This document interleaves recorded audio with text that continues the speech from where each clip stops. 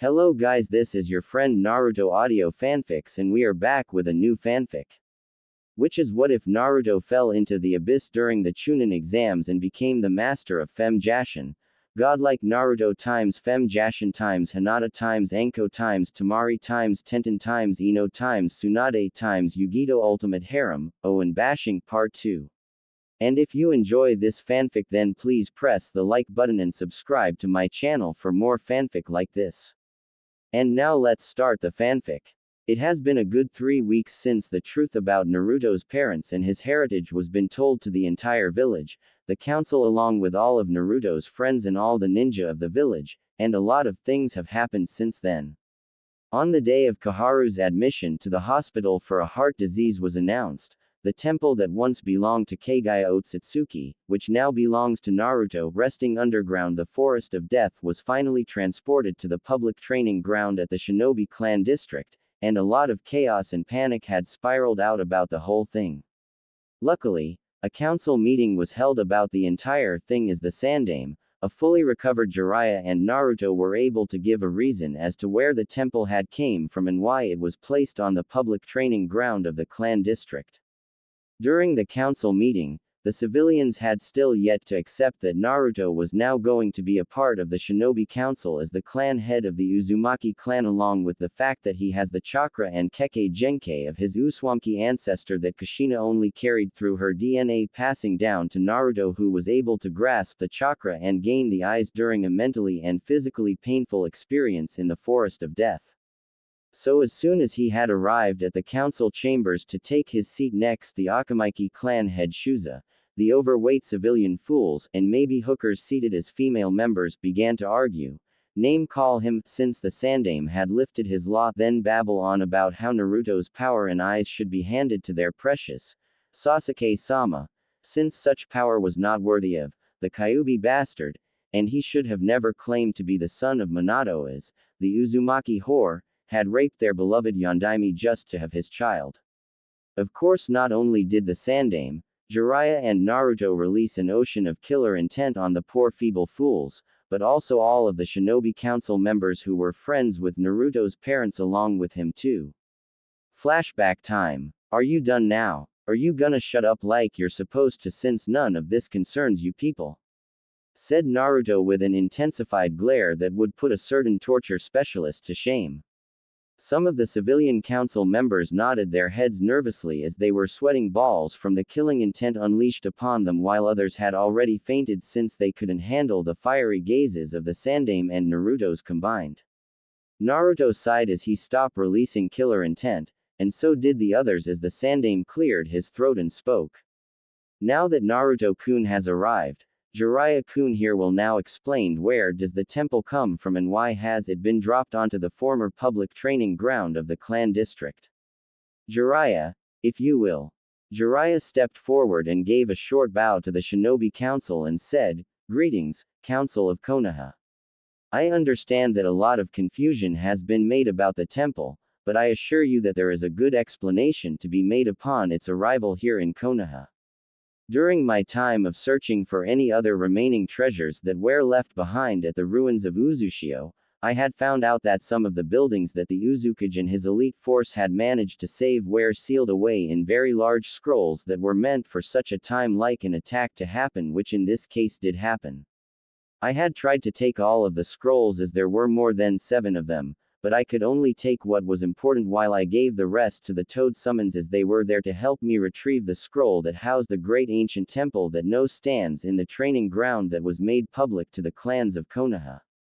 I was told by the Toad Summons upon their inspection of the scroll that the temple was actually several centuries old, and its size was large enough to at least take up a lot of space, ranging to 40 miles by measurement conversion. When I had came back here to Kohoa to give my daily report on my findings of what my spy network could discover, I was told that Naruto's heritage and inheritance was to be announced soon in the Uzumaki compound was to be rebuilt while the main house was to be built afresh since the Kyuubi no Kitsune's attack had actually destroyed it along with the protective seals placed inside the house triggering the house to explode as that also took away the Uzumaki Jutsu library that was a copied down version of what the temple gave to Konohagakure during the time Mito-sama was to be married to Hashirama-sama. I had spent the past week teaching Naruto on how to release the temple from the scroll in that very training ground since the temple couldn't be placed at the Uzumaki compound that is still undergoing reconstruction as we speak. I actually bought the land of the training ground from Hokage-sama when I told him that I needed the space, said Naruto. Danzo, who was sitting beside Homura, spoke with a stoic expression planted on his heavily bandaged face. If that is the case, then why wasn't it mentioned that you would buy the land then use it to be a place for the temple to reside on? And why is it not possible for anyone else to enter the temple besides yourself, Jinchuriki? Naruto, at first narrowed his eyes at the old war hawk who did the same, then was about to speak when the Sandaime interfered. Naruto-kun had bought the land just yesterday, and my advisor was there to stand witness to agree that the training ground now belonged to Naruto-kun and the Uzumaki clan. In any case, the land of that training ground was to be sold since no one within the clan district was using it since every clan compound has its own individual training ground. I spoke with all the clan heads present here in the chambers of this matter as I had went to all of the clans to say the training ground will now be owned by the Uzumaki clan, and they all agreed as no one was using it anyhow. And besides, the temple is clan property. My clan has already given the Konoha library the basics of Fuinjutsu along with giving the dog summoning contract to Kakashi Hatake who has been a good summoner to the dog summons when I asked them. What is inside the temple is none of your goddamn business, Shimura, so I would kindly like to ask you back off and not even think of trying to set foot anywhere near it again, said Naruto, who got no reaction from Danzo except an eyebrow raised from the old war hawk. One civilian member foolishly stood up and said, even if that training ground wasn't used by anyone, it was still private property. Hokage-sama was supposed to inform us of this matter as selling such land is only affairs handled by us the civilian council, not the shinobi council. And there has been rumors that the temple itself has people living inside there. The Kyuubi brat has kidnapped young children. We have seen 2 little girls leave the temple and enter it numerous times. Naruto sighed tiredly and looked to the Sandaime who gave the blonde a look that said, this is what I have to deal with every day. Naruto sat back on the chair and rubbed the sides of his neck and said to the 2 shouting hooligans of the civilian council, okay, first of all, you idiots have no jurisdiction on the district of the shinobi clans and if memory serves me well, that training ground and the land once belonged to the Kurama clan of which they had sold the land to all the shinobi clans of Konoha only, meaning that they were the only ones who held the shares on the land. Hokage-sama chose not to hold a meeting over this since it would be rather easier to go to all the clans and ask them if they would allow me to buy the land as all the money was sent to them besides the Uchiha claw. Naruto baka. Give Sasuke-kun the money he deserves and give him the temple. Said one skinny pink-haired banshee who was now walking in with Sasuke who had a smug grin on his face. The loud screeching of Sakura made one Sume Inuzuka wince while growling at her, and Shukaku who was sleeping was now fully awake upon the loud screeching of the pink-haired stain in the room. Sasuke tried to walk up to Naruto but was stopped by 2 Anbu as one wore the mask for Wolf and the other for Neko with the former saying to Sasuke in a monotone voice, you will not take a step forward. Sasuke was about to retort to this, but was stopped by Naruto who said, what do you wanna say to me, Sasuke? If it's about the money then sorry, those idiots behind you already took it since you signed the papers saying that they will be funded for their constant backing the Uchiha clan in all the council meetings and decisions taken once you become a Chunin. Don't believe me? Then why is there a new shopping mall down at the business district of the village? Sasuke froze at this, then turned his attention to the civilian council who were shaking in fear of their great Sasuke-sama being angry with them, but one green-haired skinny woman who looked like a piles of bones in hooker clothing said, Sasuke-sama. We built that mall in order for you to grow more money than that Kyuubi brat, and buy more land so that the Uchiha clan could expand properly.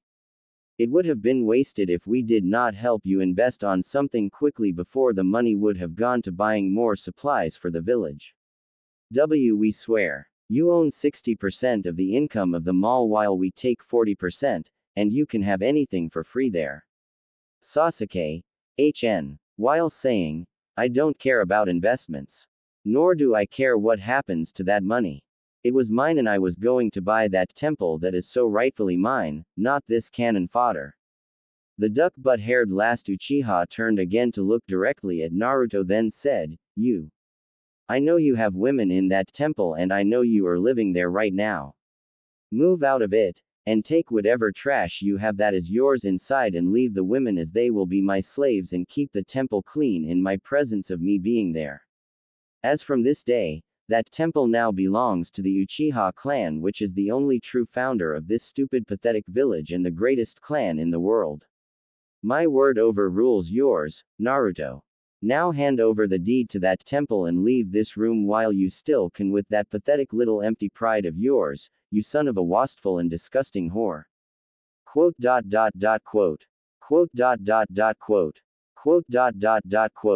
There was a brief moment of silence when Naruto looked into Sasuke's eyes with a look of indifference, then not even a minute later, the blonde Uzumaki burst into laughter as he kept hitting the table with his right hand continuously, then standing up to laugh louder in Sasuke's face before he calmed down and said to Sasuke. Hey, that's really the funniest thing I've ever heard in my entire life. I mean sure I've heard better like Sum-san over here getting drunk and chasing her own tail, or Shuza-san attempting to make a cooked turkey his second wife, but this definitely takes the cake out of all the things I've heard so far. Your clan. The Uchiha clan. The best clan. Dude, let me tell you the difference between your clan and mine. First, how about I break down the history of your clan since I already know you're too stupid to even learn it all as you are so prideful, you purposely believe the Uchiha clan is a gift from God and they have no faults. Your clan are nothing but thieves, well not all of them but yeah, they are thieves. They barely survived the clan wars on their own and they needed the help of the Senju clan and Uzumaki clan to survive since they were also the ones who helped build this village. Mind you, the Shadaime Hokage built every single house, building and forest on his own, but yeah, that's what happened. Your clan only became angered by having to not become the clan to take the Hokage mantle first during that time, but they were also pissed off at your ancestor Madara Uchiha, the strongest clan head of the Uchiha clan, who they turned on and banished him from the clan because he allowed the Senju clan to take the Hokage position before they could. Your great ancestor, who is rumored to have the greatest Sharingan eyes, was defeated by the Shadaime Hokage himself, and after that happened, the very same Kyuubi no Kitsune he summoned to help him in the fight was quickly taken down and sealed away by my great-grand-aunt Mito Uzumaki. Moving right along to the real facts. Your clan only became more bitter when they were pushed out the clan district and into their private district as they were given the position as police officers and prison guards. Shit got so unfair for you fools that you started thinking that maybe planning a coup against Hokage-sama would help you all to fully restore the glory that was taken away from your clan, but that got you nowhere as wait for it, you were all killed by your own trusted prodigy of an Anbu Izumi Uchiha. It took one single person to kill you all in just one night. By now, the Uchiha's face was beginning to be tomato red in infuriating anger, and attempted to jump Naruto only to be stopped by the two Anbu standing in front of him who held him back easily. Oh yeah, get angry, cause that's all you're gonna do. And after that you're gonna be brooding again for another 5 hours tops before your mind forgets all what I have said here, but let's move on to my clan. The clan wars. Don't get me started on how many clans my clan took down, and you can ask Inoichi-san over here who has known what exactly happened since I invited him to see my temple's library. You wanna talk about starting a village? Okay, let's go there. The Uzumaki clan helped the Senju clan create the very same barrier that protects this village today, along with the seals that were placed around the Hokage Tower to protect it from any attack that might occur, like an invasion or a hostile takeover.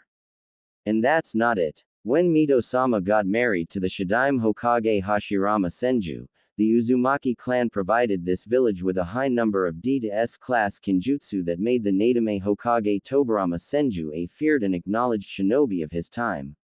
Jutsu like the Kage Bushin, the Great Edo Tensai, and the summoning jutsu to summon the Shinigami. After that, my clan moved on to build its own village. Yeah, that's right, its own village. And it would have been the 6th great hidden village had it not been attacked. Oh, you're gonna smirk now, said Naruto, seeing Sasuke smirk at hearing what Naruto said about the Uzumaki clan being attacked, but the blonde continued, yes, we were taken down with only a handful full of us surviving, unlike your flat foul and being spared. You know what it took to take us down? Not one person. Nope. It took 3 great villages. 3 great villages to take down one clan that took out nearly the entire army of shinobi sent to take us down. Sure, that was a lose, but again, a lot of us had survived, and my mother was sent to this village and taken into custody of the Senju clan when she arrived. The other survivors, I'm not sure where they are, but I'll soon find them and have them live here in Konoha with me so that the Uzumaki clan can be whole again, and maybe, just maybe, have its current clan head be the first Uzumaki to become Hokage. Now, Hokage-sama, I would like to conclude to the council that I am living in the temple and will be staying there for the time being until the main house of the clan compound is built, and I would also like to be placed under the CRA.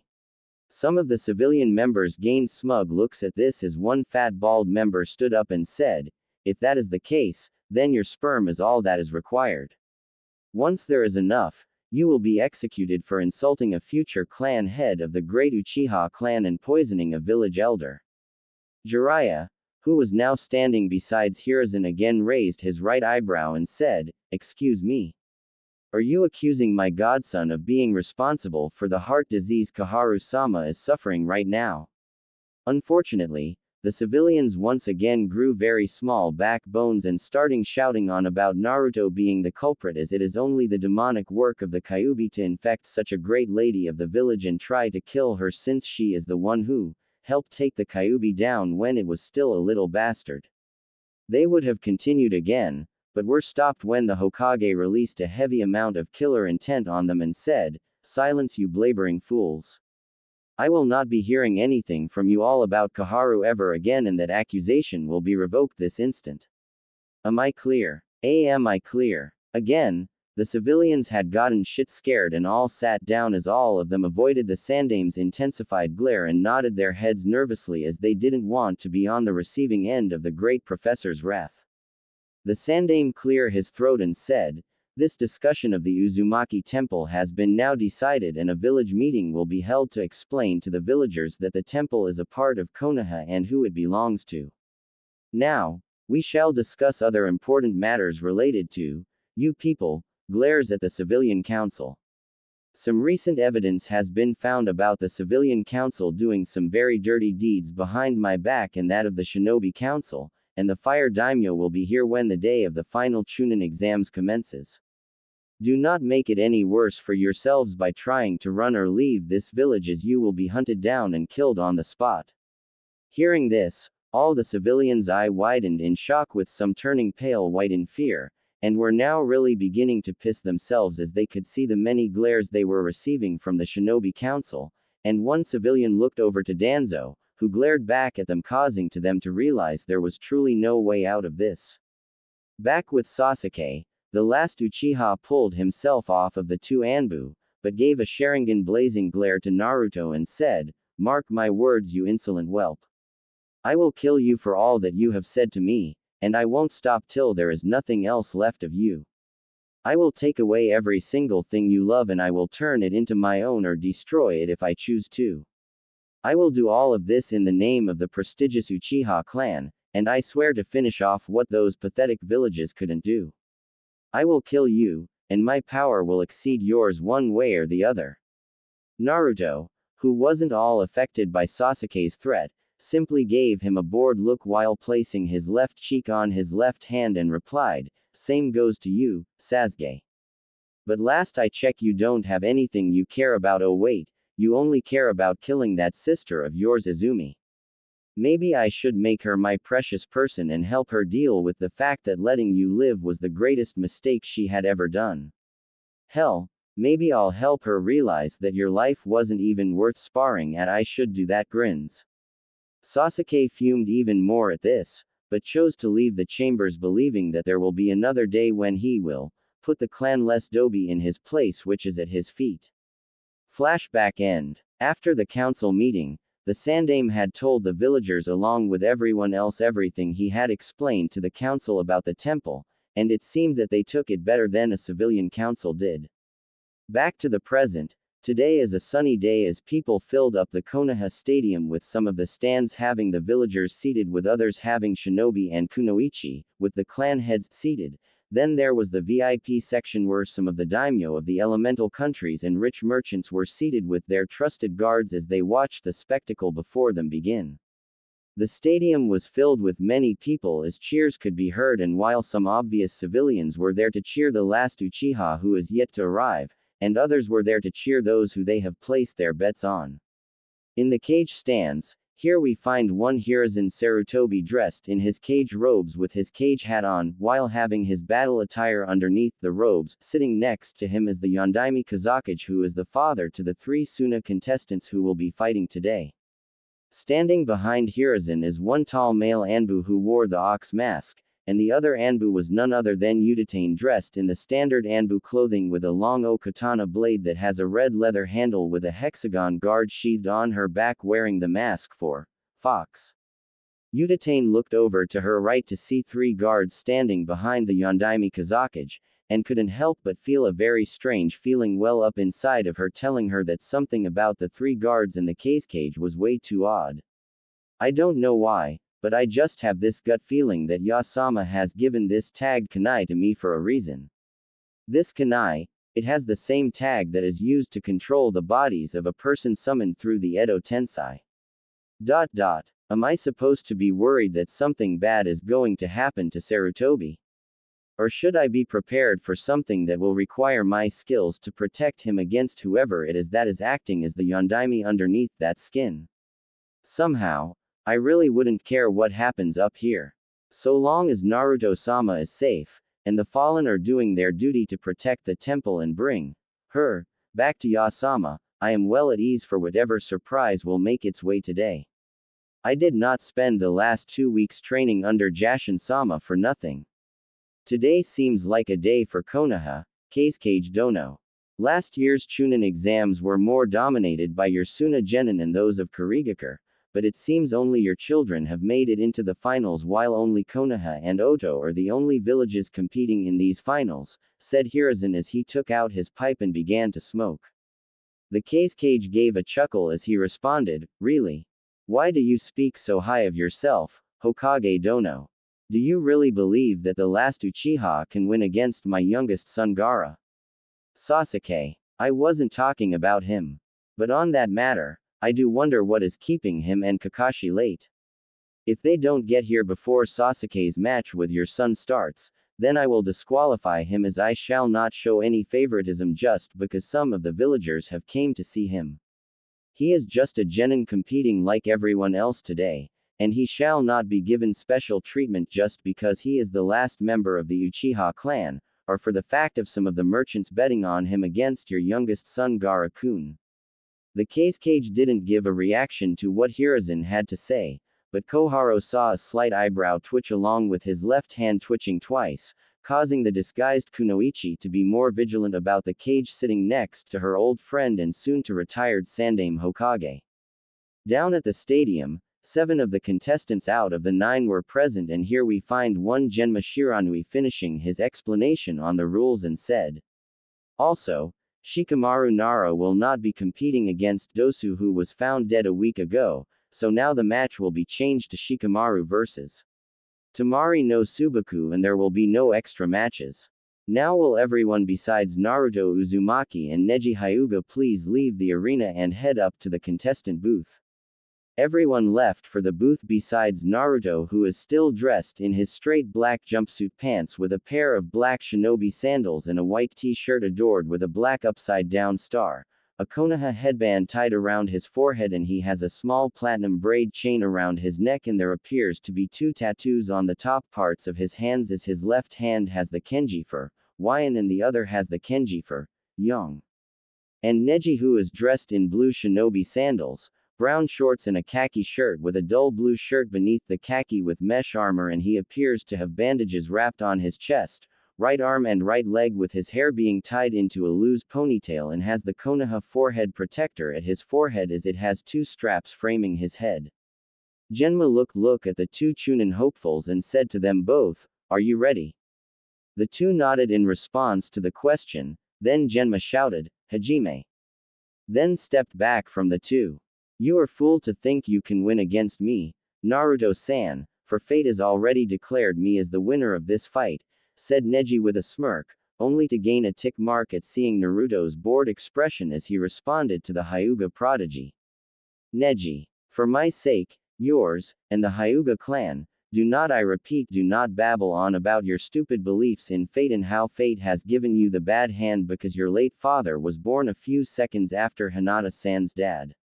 I really do sympathize with the lose of your father and how that has affected your childhood, but what I don't like is your hatred for the main branch family of the Hyuga clan, especially how much you hate Hiyashi-san and his 2 daughters."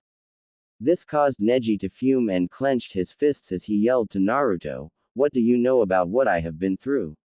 You know nothing of my struggles. You are just like Hinata-sama when it comes to what fate deals for." "Hold it, right there. I know enough to actually know what you have felt, Neji.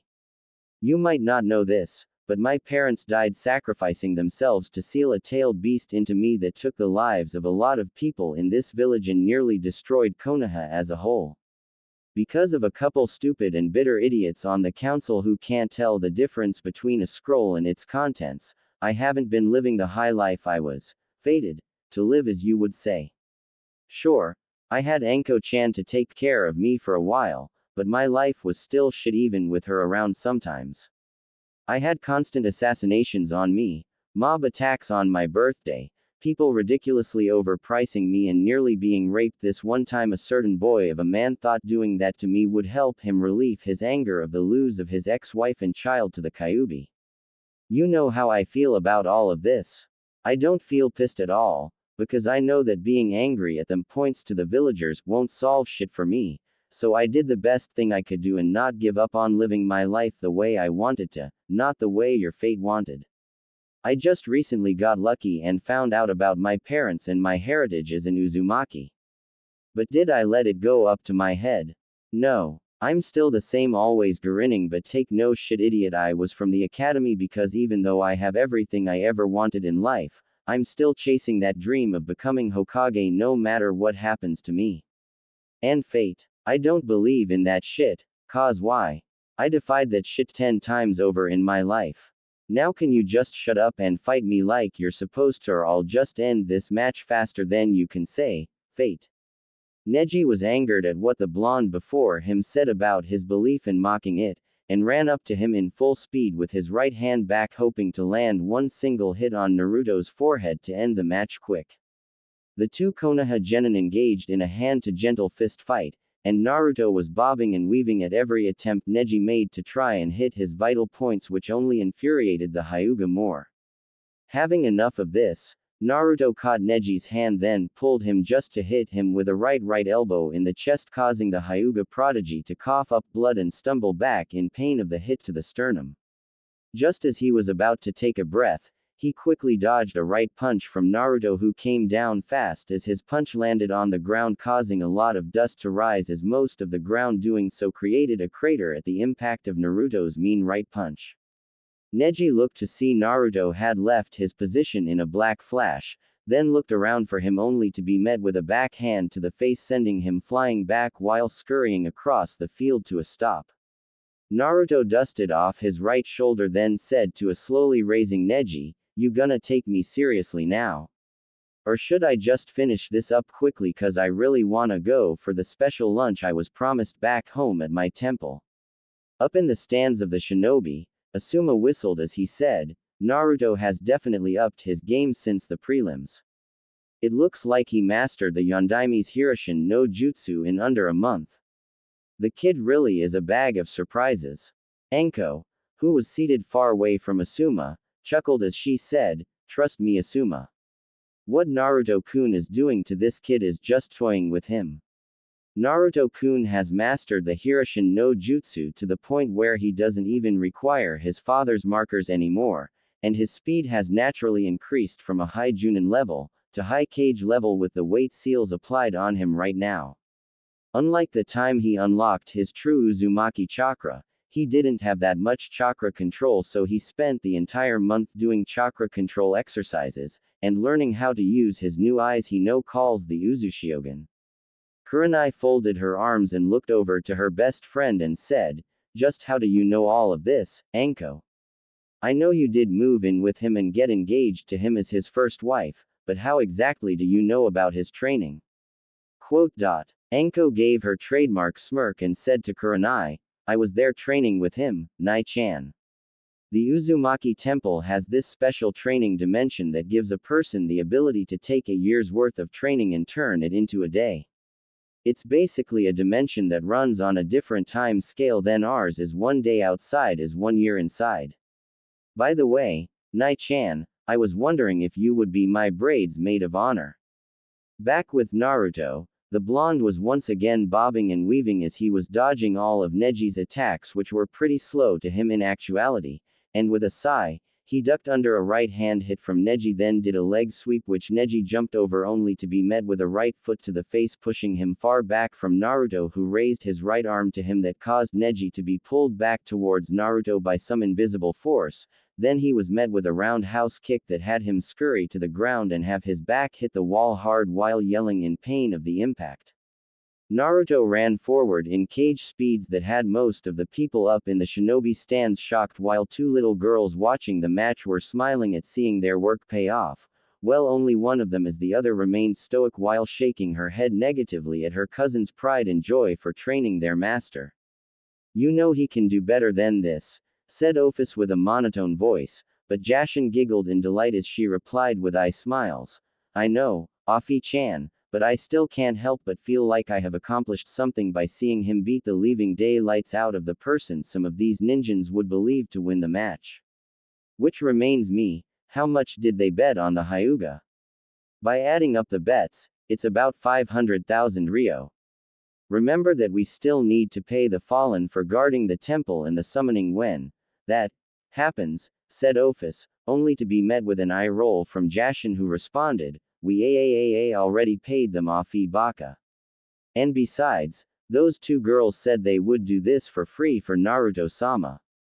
I'm already seeing an orgy with how many more of them are willing to throw themselves at him, all for his looks and power that obviously exceeds anything they have ever seen before, and for the fact that Naruto-sama has warmed his way into their empty and void hearts like he always does with a lot women he comes by. Naruto-sama really owes you big time, Afi-chan. Snickers, I think I know how he plans to repay me already, said Ophis with Jashin eye widening at knowing what Ophis meant, then folded her arms and huffed with a blush as she said. Lucky bitch. It has been 3 minutes since the start of the match, and Neji wasn't faring well as his clothes were all messed up and he was bleeding from several open wounds on his person as he could feel that his chakra was slowly becoming more and more depleted at his constant use of the rotation when Naruto would use his unbelievable godly wind and fire jutsu that has nearly set ablaze to the stadium if it wasn't for his quick thinking using the sand around him to switch of the flames with the sand turning into a glass by the heat. He looked up to see Naruto just finishing the hand signs he was doing and said, Fire style, Phoenix Fire Jutsu. A torrent of 1,000 small fireballs came flying towards Neji, and the Hyuga prodigy once again began to spin as he shouted, Rotation.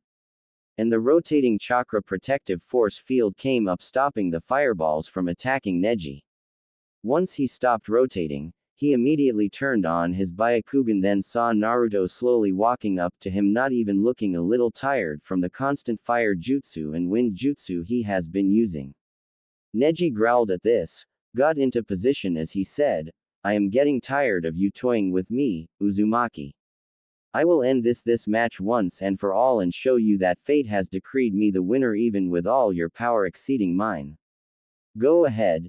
Take your best shot, said Naruto, who stood there with his arms to his side waiting to see just how much damage Neji's best technique could do to him, seeing as he could see the Hyuga prodigy was on his last legs.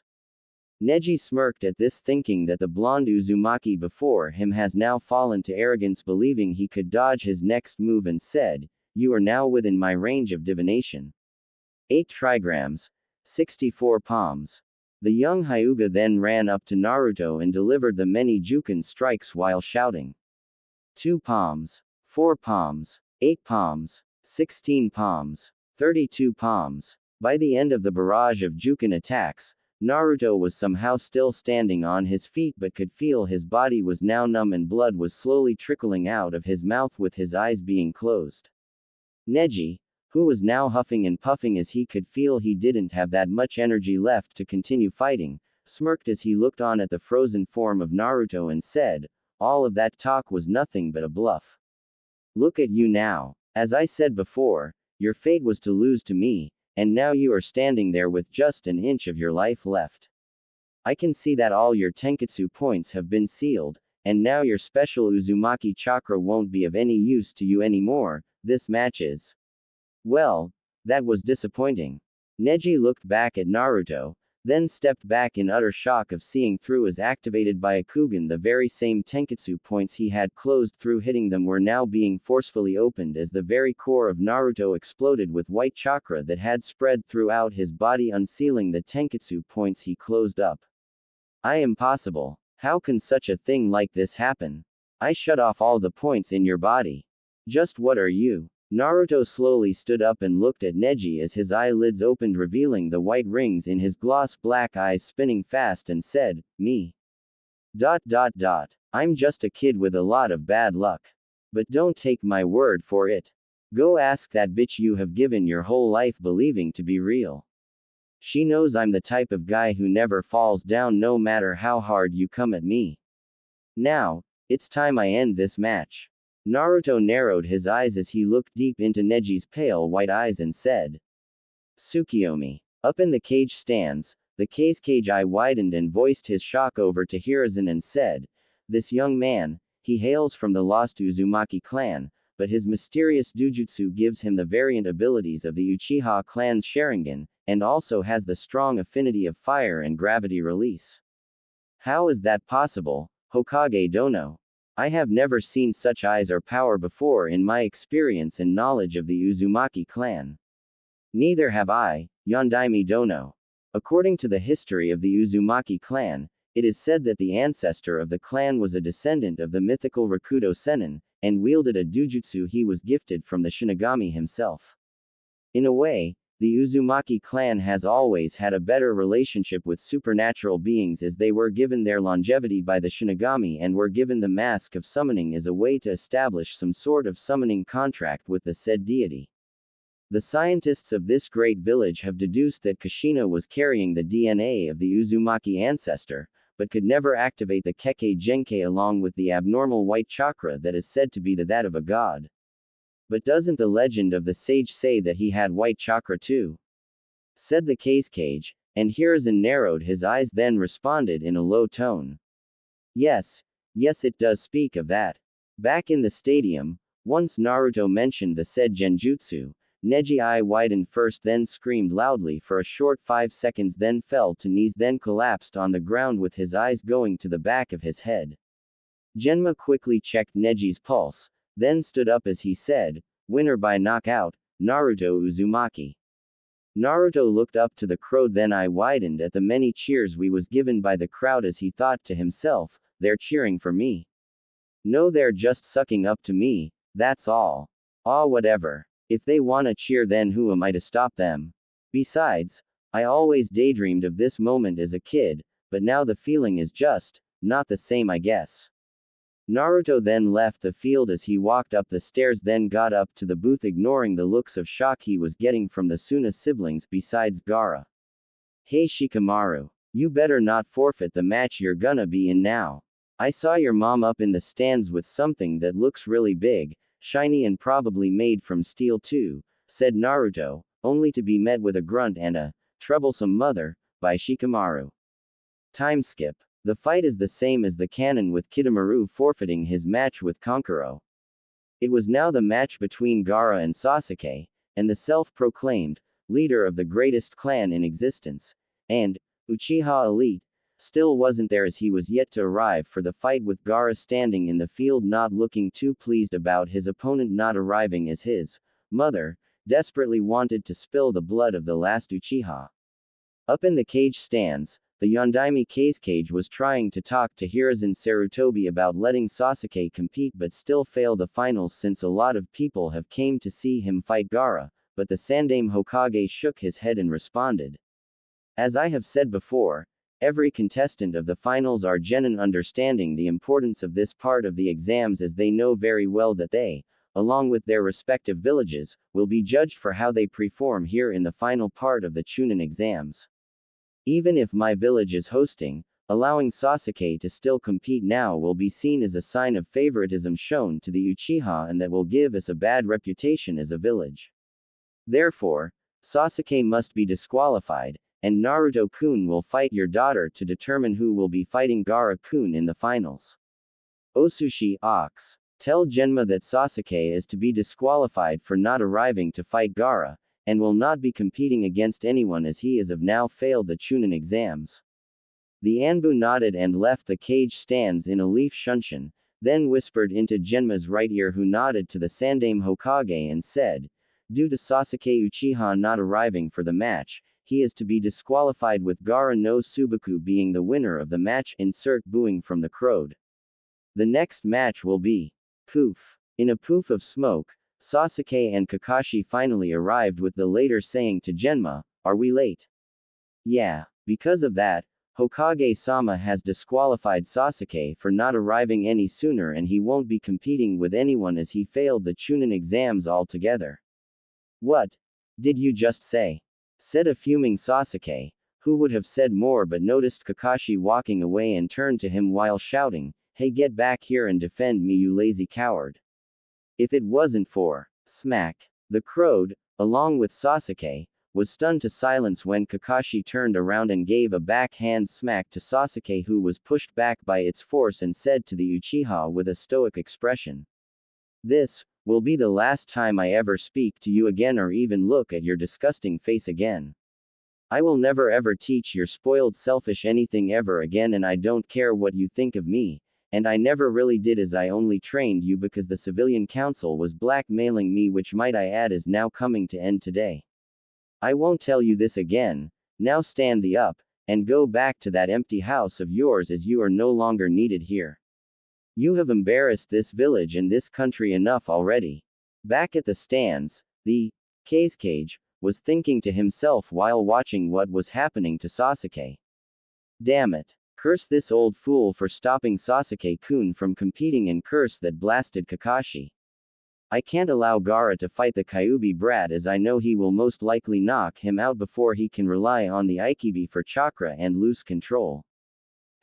I guess I have no choice but to start the invasion right now while I still can, and killed Sarutobi-sensei and capture the Kyuubi brat and Sasuke-kun at the same time. The Kazekage took out a small mirror from his right pocket, then flashed it into the crowded seats giving some sort of signal to a masked figure in a black cloak hiding behind one of the seats who recognized it, and did a few hands as he whispered.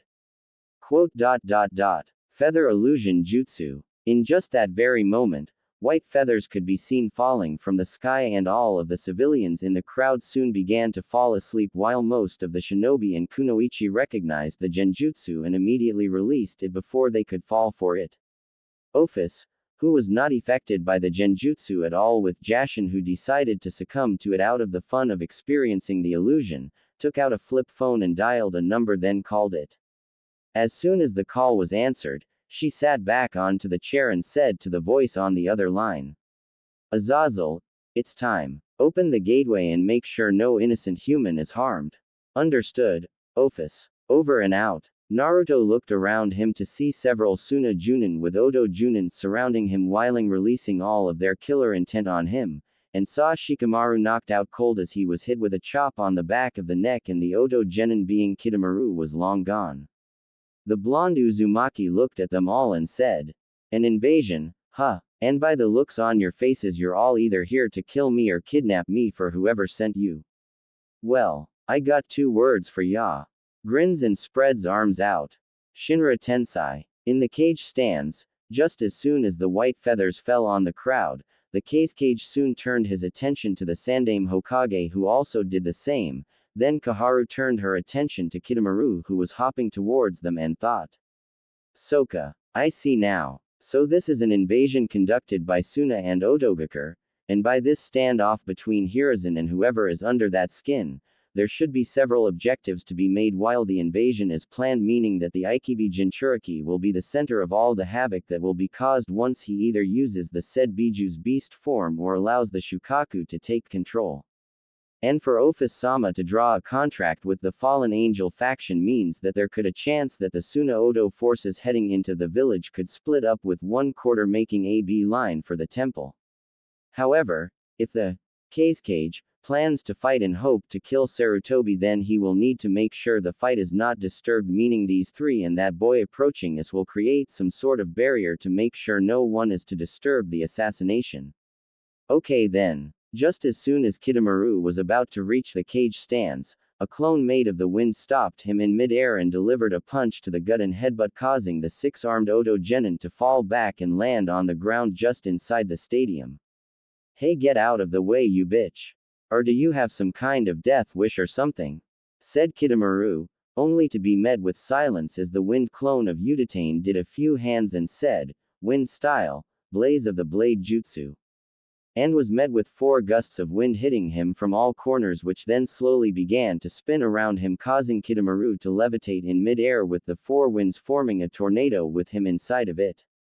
Just as he was about to try and get his way out of the tornado by creating a web he can jump on to leap out of danger, he looked up to see the wind clone flying above and said to him, "You will now have your last breath, misguided child of the sound."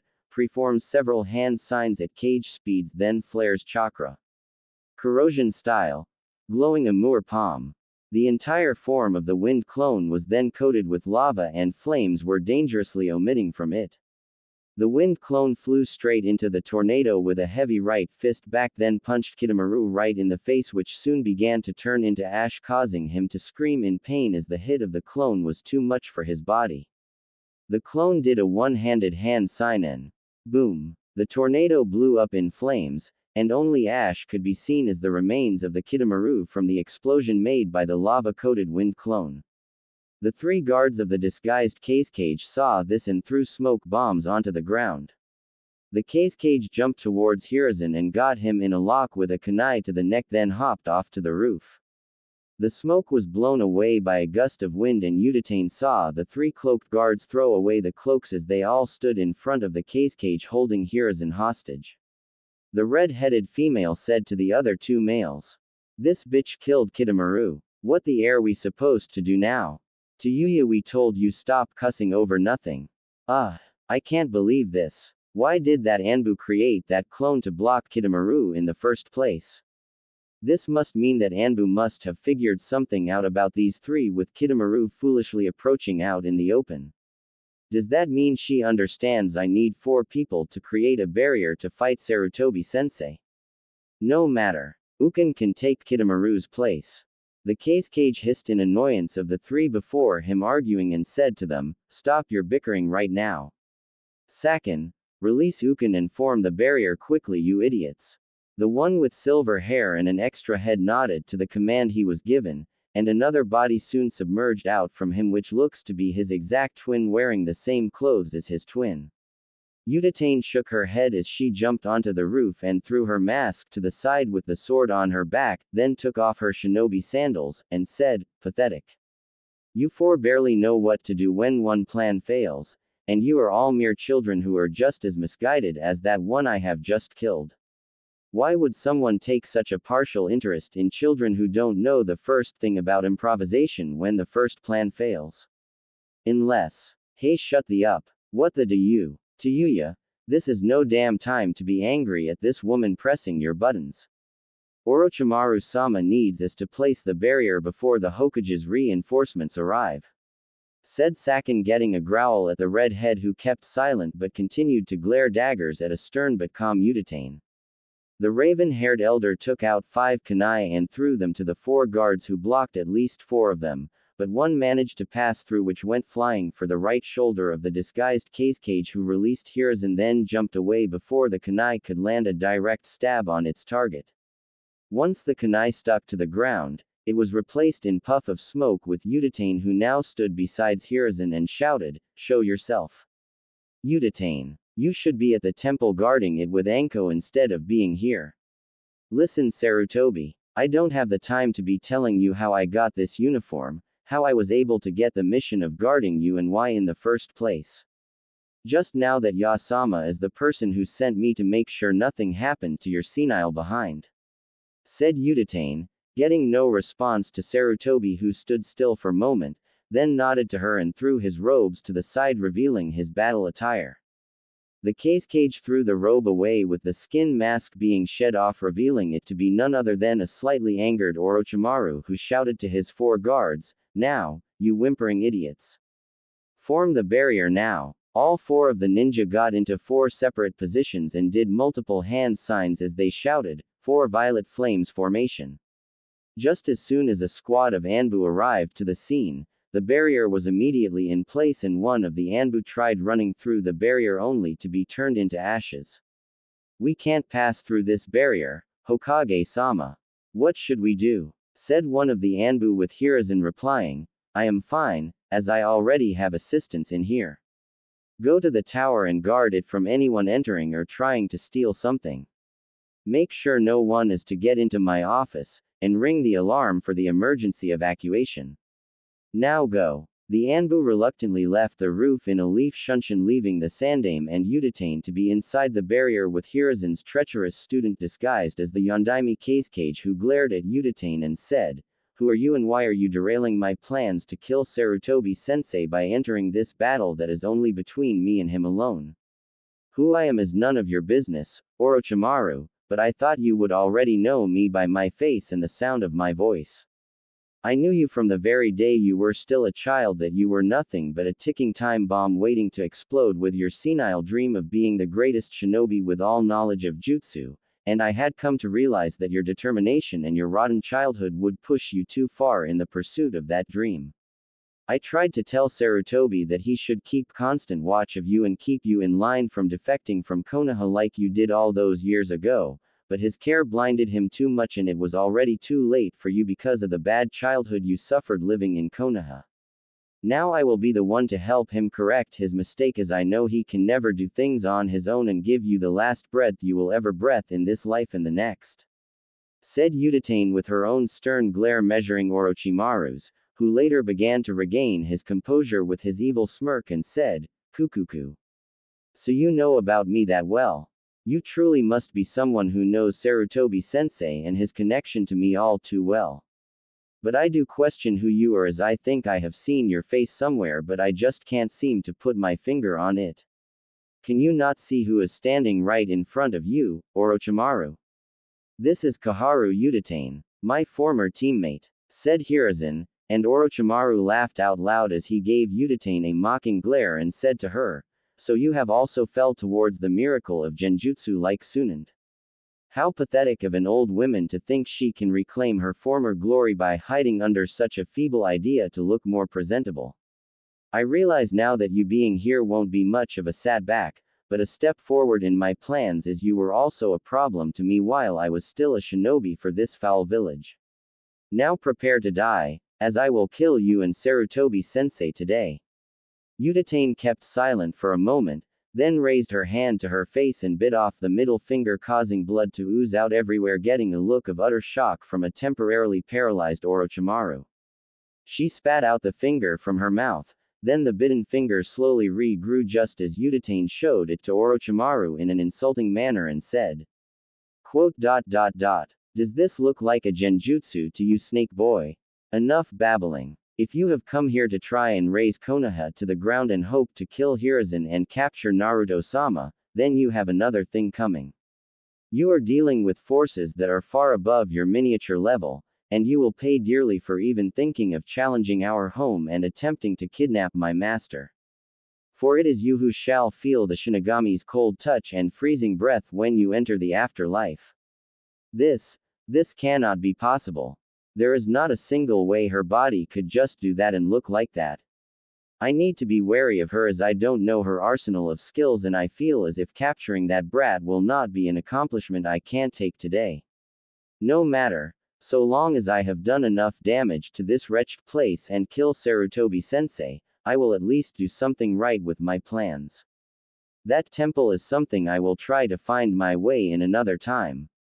Orochimaru smirked again as he said, the time to die is now near Sarutobi-sensei, and while your teammate will be a hindrance to me now, I still have this one trick up my sleeve. Does a few handsings then slaps hands onto the floor. Summoning. Impure World Reincarnation. 1. A dark casket rose from the ground at the command. 2. Another casket rose with Orochimaru laughing menacingly and said, 3.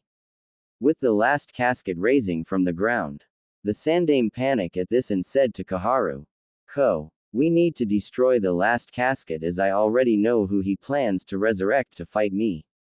I can try and. He stopped talking when Koharu looked over to him and smiled as she closed her eyes and then opened them, revealing that they have changed as the iris went from its black to white with an upside-down star inside of it, and said to him with her voice being slightly deep, do not be afraid, old friend. I am here to help you finish what you have failed to do, and I will be with you every step of the way to make sure you don't die, as today is not your time to go. She turned back to the third casket, then closed her left eye with her right eye glaring at the casket and muttered, Amaterasu. In just a second, black flames came flying out from Koharu's right eye and burnt the casket to ashes, leaving not a single trace of the said casket behind except for a skeleton and the black flames still burning on the ground. Orochimaru's eye widened as he thought to himself again while glaring daggers at Udatane, damn it. This old goat of a woman has the variant abilities of the Sharingan too. How can that even be possible in the first place? How can I hope to kill Sensei if I don't know anything about this woman and how far her limit goes? I need to release the other two before she can destroy them. The lids of the two caskets dropped to reveal the Shidaime and Nidaime Hokage with dead skin on their person, dressed in their battle armor, looking extremely confused as the Shidaime said, Brother, where are we? How are we alive again? Quote. The Edo Tensei. Someone looks behind him, this young man here has brought us back to life, and we are in some sort of barrier jutsu, meaning we cannot see just where exactly we are, said the Nidaime Hokage, but his eyes soon landed on Hiruzen and a younger-looking Udatane, then eye widened as he saw her eyes and continued. Hashirama. Look. I believe we are in Konoha, as that is Sarutobi and Ko, who looks much younger than Sarutobi, and she has strange eyes, familiar eyes. Sarutobi. Koharu. It's been a while, and what happened to your eyes, Ko? They look a lot like some sort of dujutsu, like a Mangekyo Sharingan. Have you tried to transplant them into yourself? Koharu ignored the two reanimated cages as she turned her attention to a paralyzed with shock Hiruzen and shook him a little as she said, Hiruzen Sarutobi. Sandaime Hokage of Konohagakure no Sato and former member of Team Tobirama. I need you to snap out of it and focus this instant. You will handle your traitor of a student and leave Sensei and the Shidaime to me. And do not hold back against him, cause if you do, he will kill you. Orochimaru was smirking the whole time as he saw Hiruzen frozen with shock and casting a look of regret in his eyes to be seen, and took out the kunai tagged with talismans and he said, This is where you die, Sarutobi-sensei. It is a little ironic, isn't it? Fighting the very two people who taught you all you know, but also dying at the hands of your greatest student who you cared far too much to kill when you had the chance. As for you, Koharu-san, I may not know the full extent of your abilities and overall power, but I have much faith that these two will be able to distract you while I end your old fool of a teammate, inserts the tagged kunai into the Shadaime then. Substitution Jutsu. In the blink of an eye, Orochimaru found himself now standing beside Hiruzen, who jumped away from him and got into a stance, and looked to see Kaharu was standing behind the two reanimated Hokages and inserted her own tagged kunai into the Nadame Hokage. His eyes immediately lost all life, then turned to his brother, who also turned his focus at Tobirama and Kaharu, who got into a battle-ready stance with her eyes reverting back to normal, and said to Hiruzen, "Stop being afraid for once in your life, and put aside your regret for what you have done in the past aside. You need to end this now." Inside the temple, the room that leads to all higher and lower floors of the building, here we see a tall man with tanned skin and an average build dressed in a pair of red shoes with long black trousers and a dark red matching trench coat held closed by two belts, and has no shirt on, revealing his bare chest. The man has a heart-shaped face devoid of any fat and has a black goatee with light red eyes and black hair with golden bangs. The man appears to be sitting on a red leather chair looking at the direction of the door, and he was just on the phone with Ophis as he placed the phone back into the left pocket of his pants. The man stood up from his seat and shouted, "Mittelt. Rainer. It's time we open up the gateway and set her free. Those bastards are on their way here and we need to act fast." Underneath the portrait of Kagaya Otsutsuki, two separate doors opened up with two feminine figures coming out from them. The first is a short girl with blue eyes and blonde hair styled in twin tails, wearing a gothic Lolita attire which consisted of a black Lolita dress with white frills, a large black bow on the front and a green jewel embedded on the collar, along with white thigh-high socks and black shoes, and has her hair tied by a black bow at the top of her head. The second and last woman is a young and very attractive woman who has long black hair with two bangs covering the sides of her face with small fringes on her forehead, and has gorgeous violet eyes, as the woman is dressed in black flat shoes with a black loose short skirt matching the black sleeveless jacket, which is slightly open, revealing her well-toned stomach and lacy white bra that holds her perky DD cup in place. The black-haired woman identified as Rayer looked at Azazel and said, "What exactly are we supposed to be releasing? I'm actually curious to find out what it is, as this is a strange gateway that we're supposed to open. I was really looking forward to doing nothing but cleaning again today." The other woman, or girl, identified as Mittelt, walked forward, then turned around to look up to Kagaya's portrait and pouted as she said, "Do we really have to open this gateway? Naruto-kun will be angry if that girl stains the temple with blood, and I don't like it when he gets angry.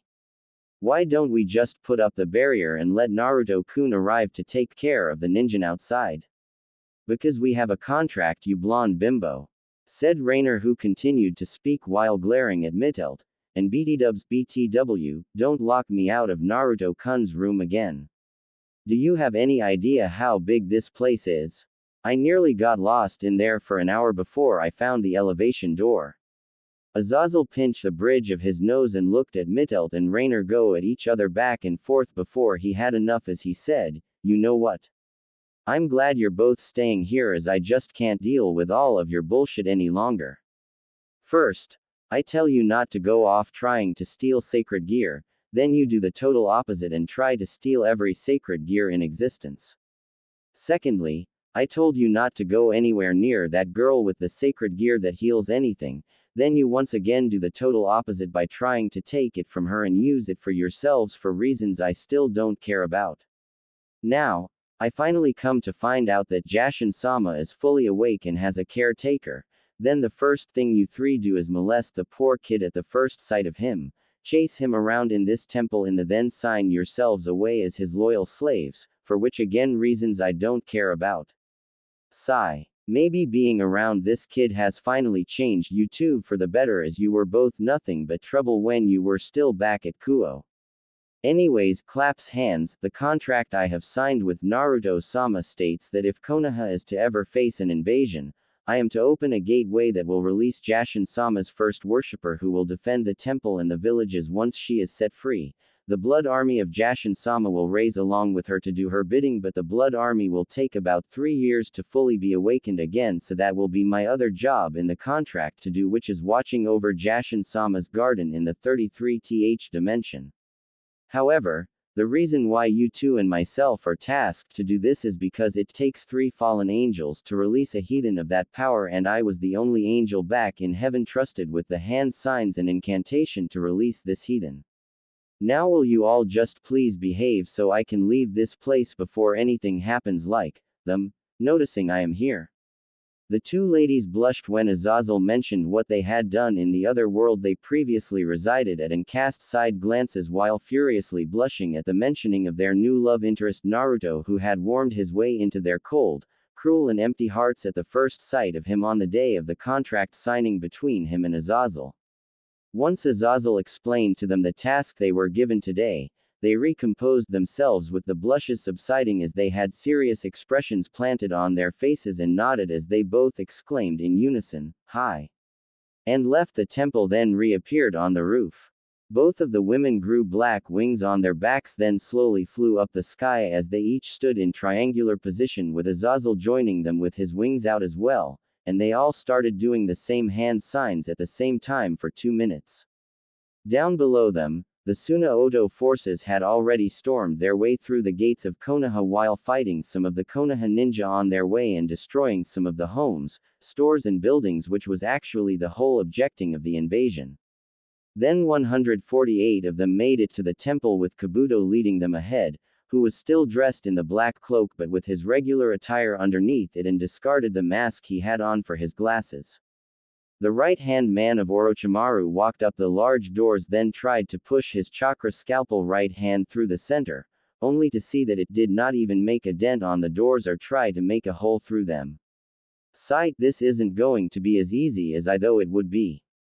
These doors are clearly made of some type of strong stone that has chakra inside of it, making it nearly indestructible as a way to keep intruders out from breaking in the temple, which, might I add, has no other doors or windows to enter through. When I was still spying on Naruto-kun, these doors just magically opened up for him without even doing a hand sign or smearing his blood over the doors, which means there has to be some sort of chakra signature sensor somewhere on the doors or the steps behind me, or perhaps an advanced seal that works on a telepathic command. But I still have hunch that this doors must have some type of chakra pathway inside of them similar to a person's chakra network, and if I can just find where to disconnect these doors to the core where the chakra comes from, maybe they can open up and hopefully not self-destruct and create new doors from the old ones. Either way, Orochimaru-sama only wanted to try and see if the normal way of breaking in works for now. After that, he will most likely try something different to go in and out with anything valuable he can find in there. If I report back and tell him that way won't work, he'll try and think of another way in some time later, since the main objective is killing the Sandaime Hokage, then capturing Naruto-kun and Sasuke-kun second, but by watching Naruto-kun's fight with the Hyuga, anyone Orochimaru-sama sends to try and fight him will turn up dead anyways.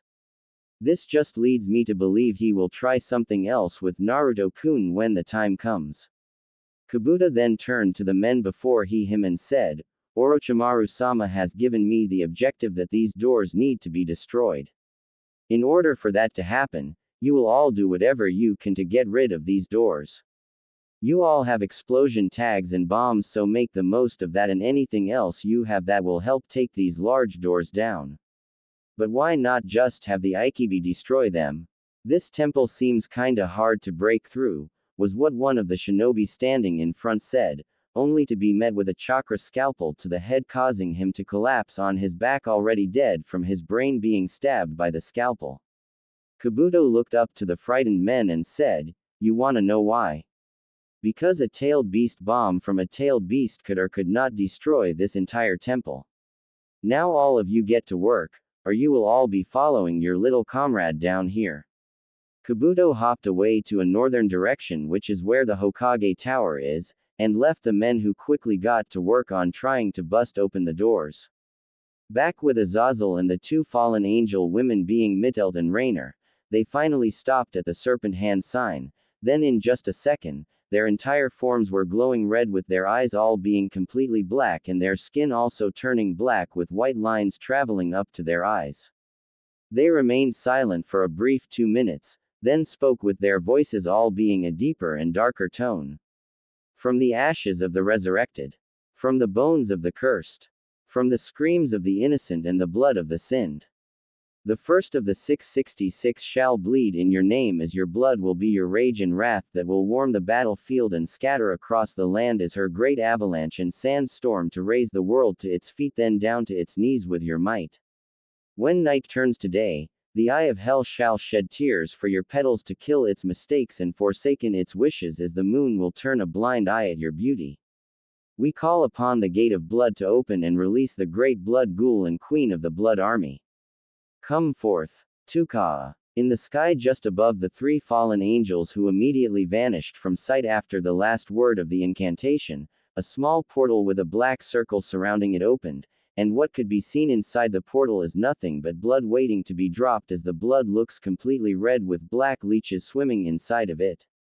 The Oto and Suna shinobi working on the door saw this from the shadow it made on them, and they all froze as they waited for something to happen seeing as the movement of the blood was hypnotizing at first sight with their senses of danger switching off leaving the said men to mindlessly look up at the open portal.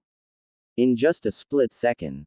Splash. A huge amount of the blood came out spilling from the portal then directly flew towards the shinobi who were standing at the temple still looking at the blood flying towards them with empty eyes as none of them even made a move to run or hide from the falling blood. The blood splashed onto the shinobi and made a hissing sound when in contact with their bodies as the blood burnt them all like flesh to acid eating all the flesh and leaving nothing but clean white skeletons behind with the many shinobi crying and screeching out in pain before they were eaten away by the red blood. The blood then raised up into the air as soon as there was no flesh left to eat and slowly began to take the form of a young woman with her right eye having its surla being black with a crimson-red iris and the left socket of her left eye being completely empty. After a full 4 minutes of the blood taking a humanoid form, the blood soon turned to skin revealing the woman's magnificent body with her legs being very long and smooth going up to her nice and firm buttocks then showing her smooth curves with her flat stomach and gorgeous C-cup having perky pink as the woman's face appears to be heart-shaped with a small but cute mouth and nose, and the woman's hair becomes a dark blue color with some of the hair shaping her face in a bowl-cut manner with most of her hair forming a large bang closing her empty left eye socket. The woman slowly levitated down to the top of the temple, then looked around at the leftover bones of the shinobi her blood had eaten their flesh from. Her back hunched over then. Spat. Red large wings came out from her back with blood spilling everywhere at her feet as her neck began to have leeches traveling down to her feet then back to her stomach before they vanished from sight.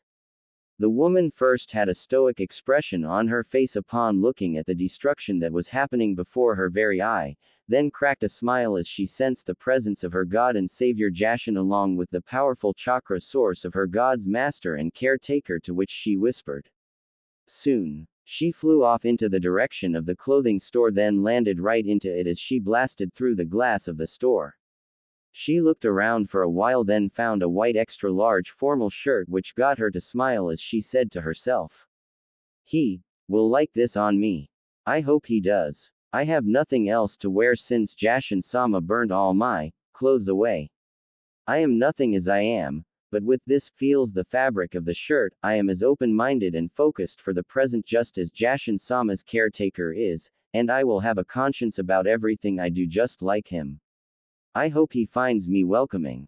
She took the shirt and put it on with her wings subsiding into her back, then the wings returned making holes in the shirt where her wings came out from. She buttoned up the shirt then fixed the collar as she buttoned up the cufflinks at her wrists and walked out the store. Her right ear twitched, then looked to her right to see a fleet of shinobi running for the shinobi academy while they destroyed every shop in their path leaving nothing unturned or unharmed. I need to eat. But with this on, I feel sad if I was to feast on innocent human beings. Jashin-sama's master only wants the wretched sinners of this world to die and leave him in peace, so I will eat them instead. She flew towards the shinobi then landed right in front of them, causing them to halt to a stop. All of the man looked at her with eyes of lust and eye-raping her almost form, but those eyes of lust soon turned to stares of horror when she leapt for one of them, then bite off the shinobi's right ear and nose as she chewed the flesh and swallowed it down with a gulping sound being clearly heard. She didn't even stop there as her right hand stabbed the man's chest open with her hand, capturing his heart, then sinking her teeth into the flesh as she savored the blood that came with every bite of the organ before she ate the whole organ finished. The men ran for their lives, screaming in terror of the blue-haired woman they called a cannibal monster, but none were able to escape as she got to all of them and ate separate organs from each of them while leaving their brains to be. Once she was done with that, she rubbed her belly sensually as she could feel herself being full from her small lunch of the men who tried to destroy the village of her god's lover and master. Uzumaki. Uzumaki Naruto is the name of Jashin-sama's master. I have already protected the temple, and now I will protect him. Leaving a pile of dead bodies behind, the blue-haired one-eyed woman flew off towards Naruto's signature, and smiled to herself as the many images of his face came to her mind.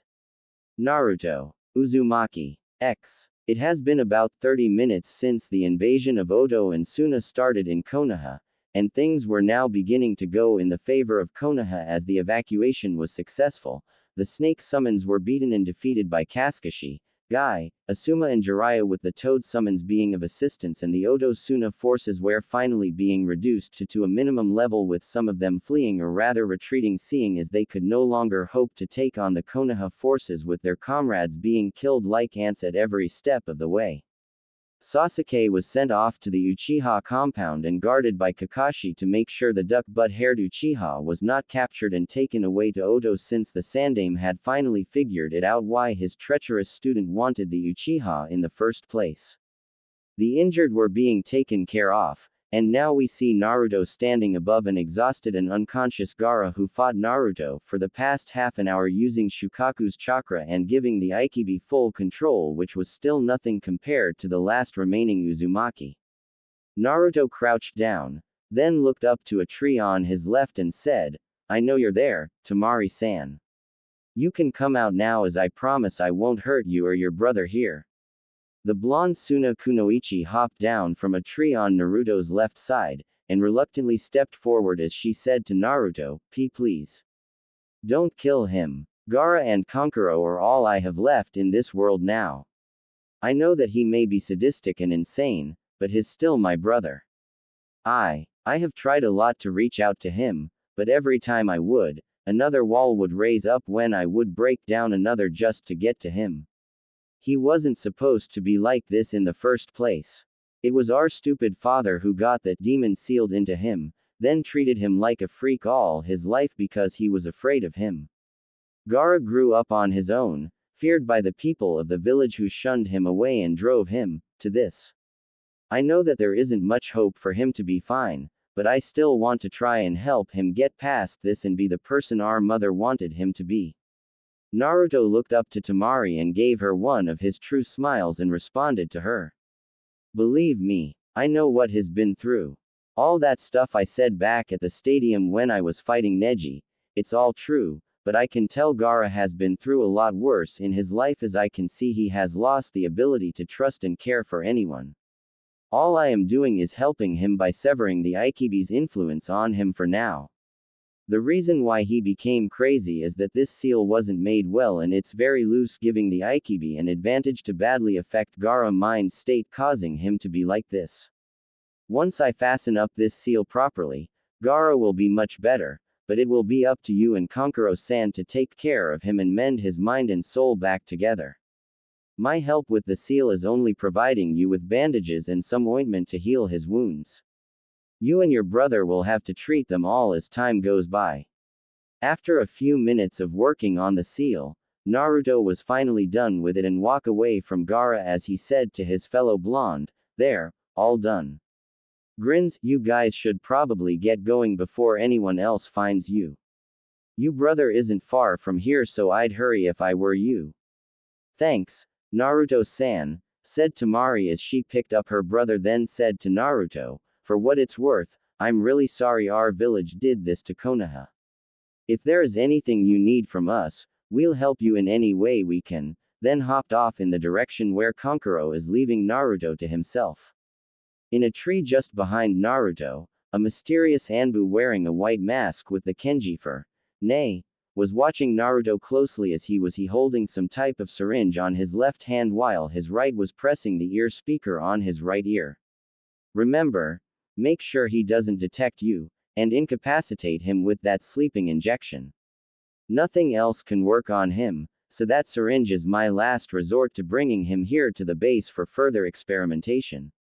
Understood. Danzo-sama. The white-masked Anbu silently jumped out of the tree, then leapt forward to Naruto, only to be caught in mid-air by the red-winged one-eyed woman who caught him by biting the right side of his neck hard, then grabbing his shoulder with her hands. Naruto turned and looked up to see this, then eye widened and blushed at seeing the Anbu being bitten by a mysterious woman, who was barely wearing anything except for a white long-sleeve formal shirt which showed Naruto every inch of what's between her legs underneath the shirt. The blue-haired woman with red wings landed with the bitten victim into some bushes, and all Naruto could hear is the sound of chewing with gulping, causing him to eye widen again at understanding full well what the woman was doing. She's eating that root Anbu. Matt, eating. That must means she is.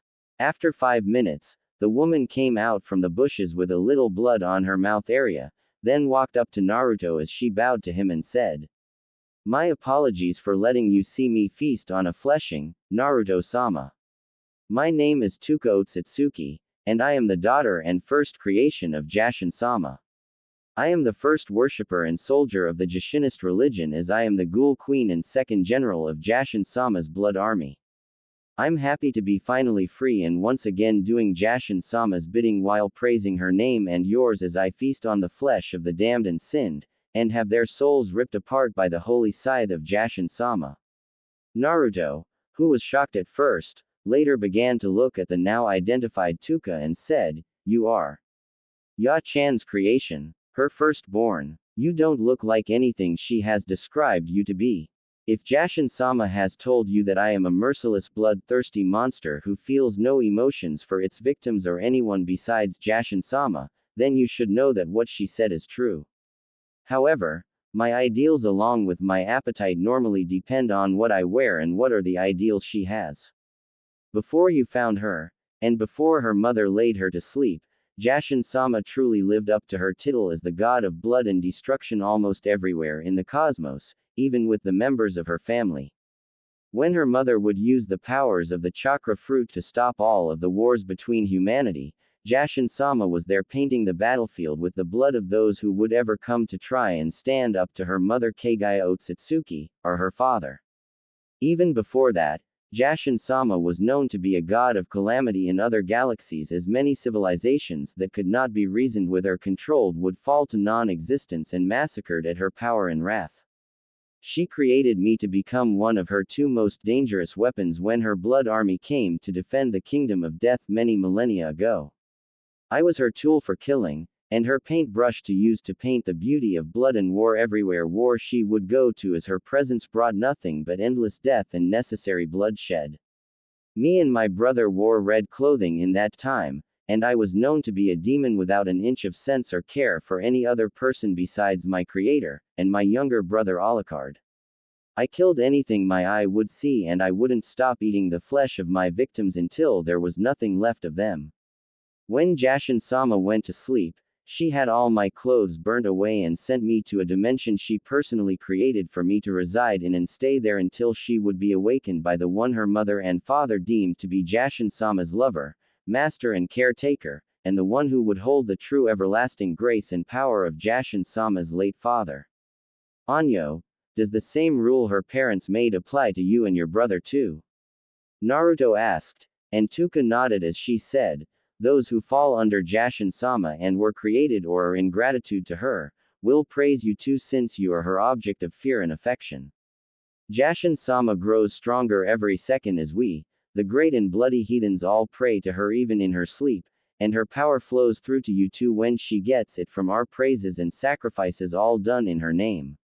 It is why she has dubbed you the being who will take up the natural essence of her father and be the greatest being that ever lived. A being of good who controls evil.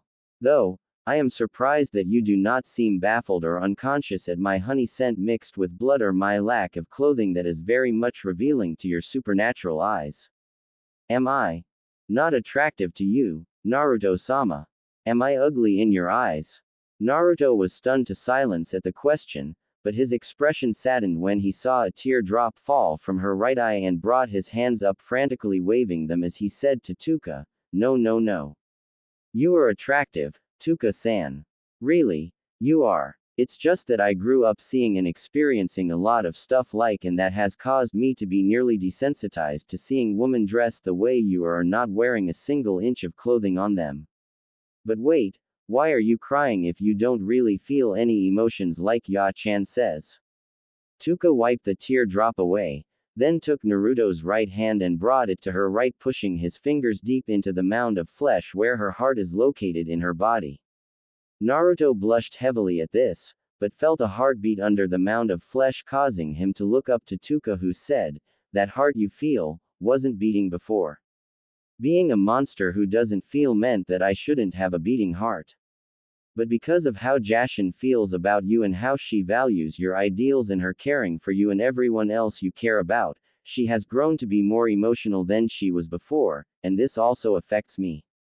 It's like an emotional connection between a puppet and a puppet master." Okay, takes backhand look. Tuka-chan, how about we go to the temple and you can tell me more about yourself there? Maybe then I can pick out some proper clothing for you instead of this, said Naruto. Tuka nodded in agreement, then her red wings flipped out from her back as she asked him, "Would you like to sit on my back and fly to the temple? Jashin-sama says that I fly like a dragon chasing the coldest wind in the time of heat and my back is the most comfortable thing she has ever sat on." Smiles nervously with a sweat drop. "Actually, Tuka-chan, I'll take us there without anyone having to see you in your current state. I'm not exactly comfortable with you walking or flying around in that. Now grab a hold of my shoulder so we can leave. I doubt that will be the last attempt Danzo will try on me, and next time, there won't be a next time," said Naruto as he narrowed his eyes in the direction of what's left of the remains of the root nin tasked to kidnap him. Tuka placed her right hand on Naruto's shoulder and with a matter of seconds they left in a black flash, leaving no trace of them behind. Ko. How long have we been in here? For about 30 minutes, Sarutobi. Have you tried to kill Orochimaru yet? No. It seems no matter what I do, he always seems to be one step closer to me in finding a way to get rid of him. Enma has managed to hide the Kusangi in this dampened forest made by Hashirama-sensei, but Orochimaru is currently fighting 3 of my shadow clones as we speak. Do you need more chakra? No. I know, we need to end this now as this battle has gone on long enough. If I can't kill Orochimaru, then I will at least try to fatally injure him. I will need your help with this, Ko. Inside the barrier, hiding in a very dense forest made from a wood release jutsu, is Hiruzen and Kaharu as their fight between Orochimaru is still happening as they speak, and now drawing close to an end with the Shadaime and Nidaime Hokage being successfully defeated.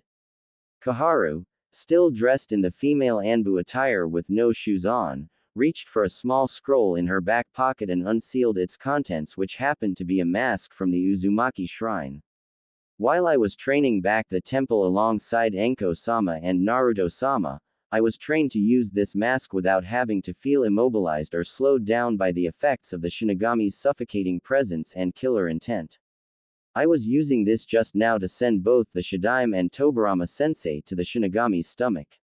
If you need my assistance in injuring your student, I already have an idea that could stop him from using jutsu for the time being before he transfers his soul into another body, just as you were told by Jiraiya. I see, you want to take his arms away from him.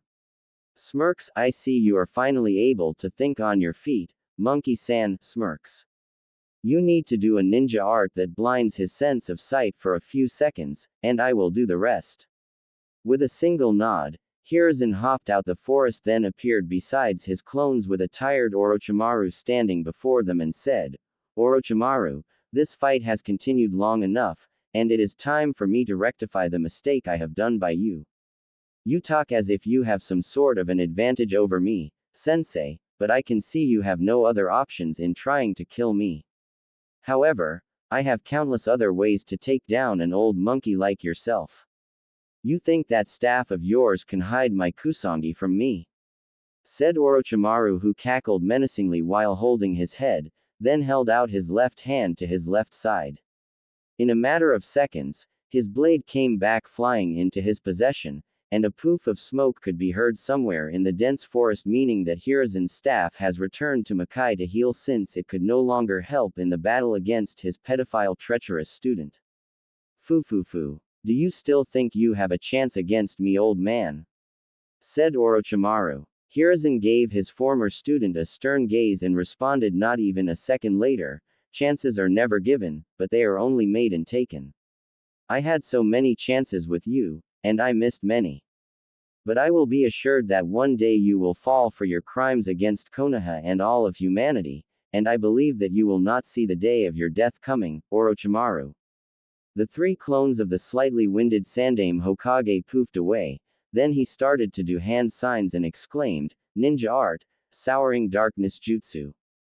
Before Orochimaru could stop the Sandaime from executing the jutsu, all he could see was darkness, but he could hear the faint sounds of footsteps with the sound of leaves blowing from the trees, and he could very much smell the odor around him, meaning that all his other senses still worked but only his sense of sight was gone. Taking away my sight will only hinder me slightly, you old fool. But I can still sense your chakra signature. I know where you are, and I don't need my eyes to kill an old bat like yourself, sensei. Foo. It seems like the signature of your old teammate has vanished, meaning she must have died by now. You are all alone now, Sarutobi sensei, just like you always have been, said Orochimaru with an evil smirk threatening to tear his pale face in half. He felt Hiruzen's chakra spike behind him, then jumped out of the way as a fireball came past, then exploded into the trees, starting a forest fire. Just as he was about to speak again, he felt some sort of killer intent that was trying to suffocate him, then he felt cold hands reach into his torso, making the pale snake Sanin shiver as he could feel his very soul being violated, with his arms going a little numb. The darkness before his eyes was soon gone, revealing Udatane now standing right in front him, wearing a mask with a tall and monstrous transparent being hovering behind her as her two hands were reaching inside of him. He could feel a sharp pain in his arms and tried to move them, only to feel that he was slowly losing the feeling of his arms. He grunted and glared at the former village elder before him and yelled at her, What are you doing? Taking away the one thing you can't achieve, you foolish dream without, said Udatane, giving a super stern gaze, and didn't even look a bit tired or winded at her constant use of chakra against the reanimated Shadaime, and now connecting herself with the Shinigami to seal away his arms into the said being's belly. His grip on the kusangi loosened, making the sword fall to the ground, but motioned it to stab Udatane with only 2 fingers controlling the poisonous blade.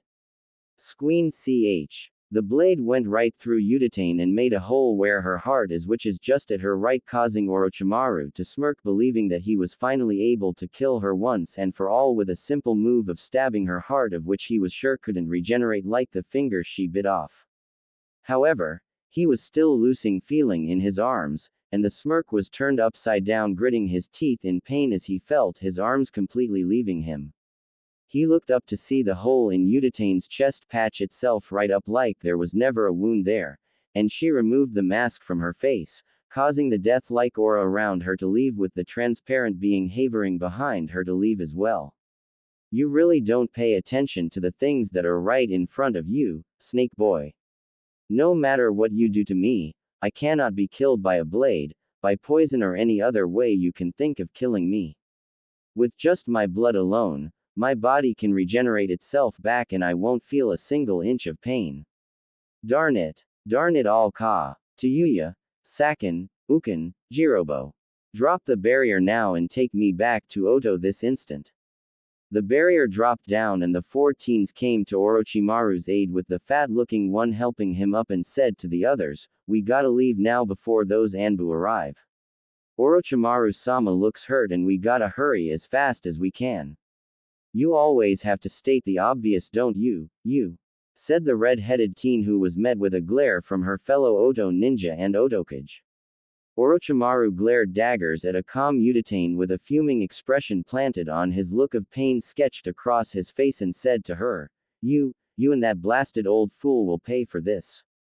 You haven't harmed the last of me. The Uchiha will be mine. And so will that bastard child who you call your master. I will kill you, Koharu Udatane, if it's the last thing I do. I am afraid I will become deaf. Therefore, I will be hearing the last of you soon. Orochimaru narrows eyes. Slither away while you still can, that it was what you are truly best at. I hope to cross paths with you again so I can finish off your pathetic existence, and free the many souls you have robbed their goodness in life from. I will end you, for Anko-sama, was what Udatane said with Hirsuen now standing beside her, and Orochimaru fled the scene while looking at his former sensei and his teammate in anger of him of not being able to win the fight against the two, but knew that another day will come for him to take them on again, and he will, in his words, be more immortal than he ever was and kill the both of them without hesitation. Do you think it wise for him to leave, Ko? With your Sharingan, you can kill him while he is still weak. I don't know why, but I feel like this really isn't the time and place for killing him. I believe it is my sense of pride as Naruto-sama's servant that I want to fight him at his best and not when he is a limping and wounded dog. Either way, Konoha is safe again, but this should be a lesson to these shinobi and kunoichi that they have been lowering their guards too much to allow the enemy to hide in plain sight and read Konoha like an open book. That is most true, Ko. Maybe the next Hokage and the shift in political power happening soon can make this village reach its peak once again. Oh, it will, but that will only happen when Naruto-sama cleanses the elemental nations of all hatred and tyranny. And that within itself is a never-ending process, as the cycle of hatred is something that is a part of human nature. Chakra or no chakra, Chuckles, I still cannot get over the fact that you truly care for the boy now, Ko. But it seems that he unknowingly changes the people around him, and even those who have lost the ability to feel, trust, and care for others. You of all people should know that, Ko. Indeed, Sarutobi smiles. I am his victim of change, but I am glad to be by his side every day. Once Orochimaru and his teenage guards were out of sight, 4 Anbu appeared before the Sandaime and were about to chase Orochimaru and his guards, but were stopped by Hiruzen, who said, Do no attempt to go after him. Let him leave. He is already not worth the killing, as he can't do anything for himself anymore. He is far beyond arresting, and only ending his work and existence is the answer to the question of his life. The Anbu nodded at him, but still stood before him as one of them said, Hokage-sama, the invasion was successfully derailed and the Suna-Odo forces have been taken care of. Jiraiya-sama and the other Junin are still taking care of the remaining snake summons, and there are a few that have been injured, but they are being cared for as we speak, and the evacuation was a success as no civilians were harmed or killed in the event of the invasion. A few buildings have been knocked down and there was an attempt of breaking into your office. We had managed to stop the suspect before he could take anything, but we were not able to apprehend him. Great work, Osushi Ox. Konoha stands tall again for yours and everybody's great efforts today in making sure we all see tomorrow but learn from yesterday to keep the present. Sigh, I am getting too old for this shit, said Hiruzen, who walked over to the edge of the roof and folded his arms over his chest. Udatane walked up to him and said, You were already old when the Yondaime Hokage and Kushina-sama passed, Hokage-sama. There was a brief moment of silence for a few minutes, but it soon ended when Hiruzen smiled as he responded to Udatane, Today will be known as the day Konoha's will of fire burnt brightly in its hour of darkness, and this will be my last time defending this village as its Hokage. Tomorrow will be a new day that marks the end of the storm and the rays of the sun. Again, the moment of silence returned as Hiruzen smiled at hearing the cheers of the people in the village and the sound of battle coming to an end, meaning that Konoha is once again standing tall and proud from an enemy that has tried to take it down. Udatane was smiling too, but her smile came from the thoughts of her blonde master and the clan she was now proud to say she belonged to and helped defend its land.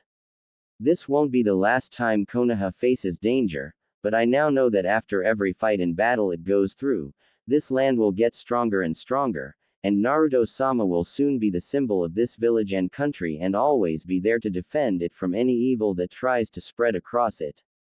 For now, he dreams of being Hokage, but with his ever-growing power and ability to touch anything empty and void into positive gold, he will be the one to take the name and title of Jashin-sama's father and blow down the cycle of hatred in this world and possibly others if not the entire plane of existence itself.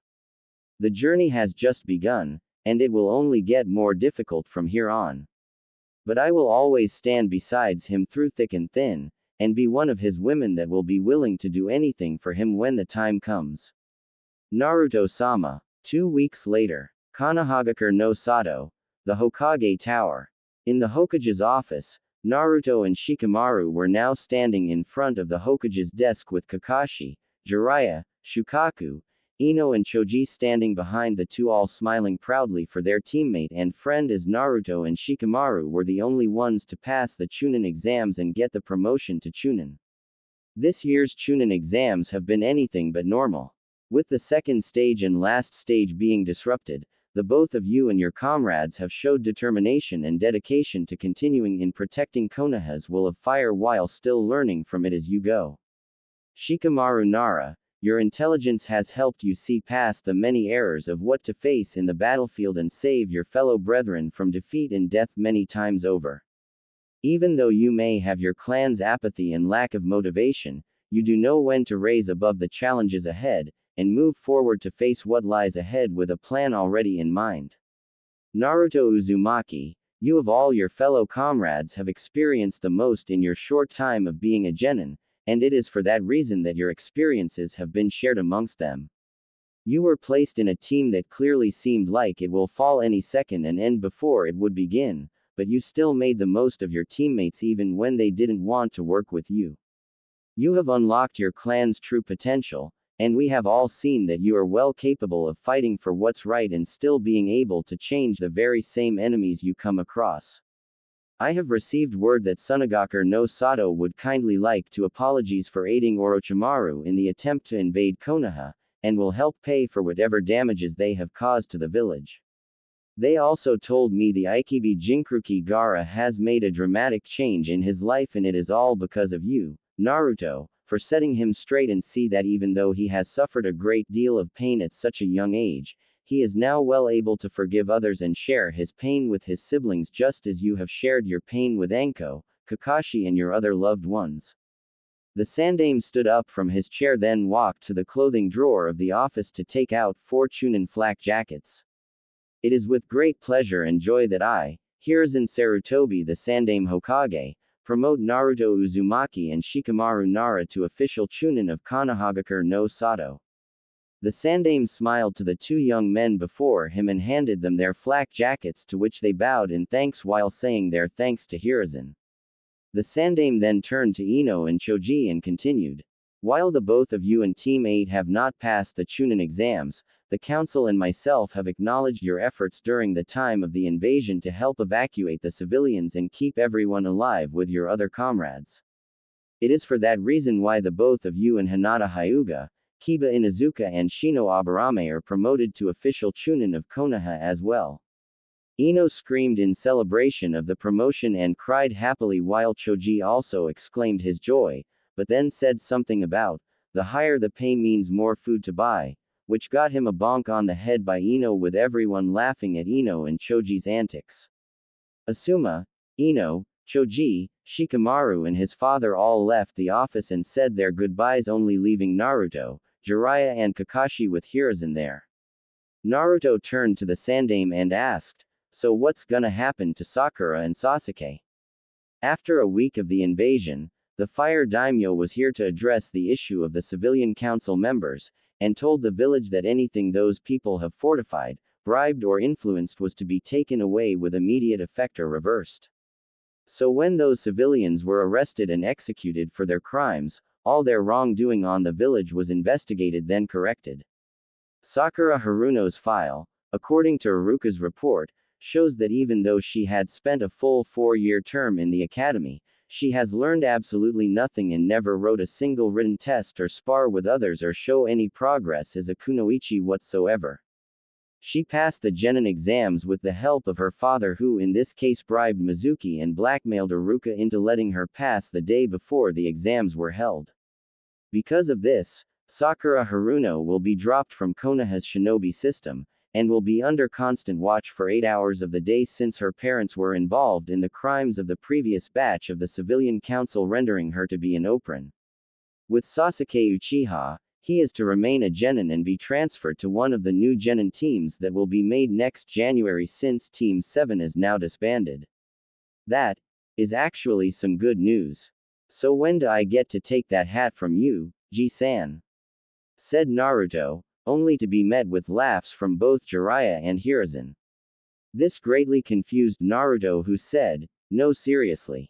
I don't think you have any other candidates to take the position as Hokage, and you have already announced your retirement to the village. Is it me? Or have you found someone else to be the Godime? And please don't say it's Konohamaru. Actually, Naruto-kun, it is not up to me to decide who takes the position after me, as that decision is made by the council and the Fire Daimyo. They are still making up a short list and will decide who gets to be the Godime Hokage. Demo, you can still keep your fingers crossed if that is what you are doing behind you back." Before the Sandaime could continue speaking to Naruto, Jashin, who is dressed in a pair of black shorts with a white tank top, still wearing no shoes, you guys will probably get used to her not wearing shoes all the time soon. And again, I do not have a foot fetish, appeared before them and said, "Sorry to enter, oh.